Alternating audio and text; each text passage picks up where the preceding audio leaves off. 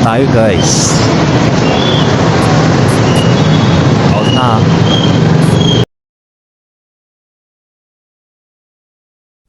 Hello guys, this is Jason, the merchandiser vlog. For today's video, ka-out ko pa lang guys galing sa trabaho as pharmacy assistant / merchandiser. Dumaan ko pala man ako sa palengke para bumili ng bangus. Yan guys bangus ating uulamin na tubuhin natin mamaya. Sarap yan adobo.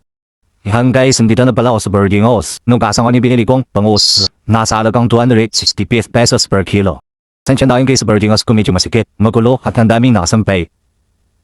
Masikip. 2.5 nga pala yung rent ko dyan per month. Kayo guys, kumusta kayo? Magkano ranking sa Burger House kung nag-rank kayo at tagasang kayo comment yung nga guys kung tagasang kayong lugar. Wala lang po kung saan umabot ang pinje na to.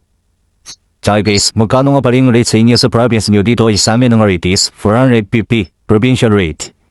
Minsan kinakapos ako sa mga allowance ko pang gasto sa boarding ko sa allowance sa araw kasi nga provincial rate na parit.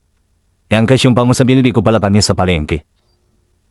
Gagawin ko adobo yan. Para ulam namin ang asawa kong may pag-uwi niya galing sa trabaho. Yun guys, maraming salamat sa panonood. Don't forget to like, share, comment, and follow me. Salamat. Tulungan tayo.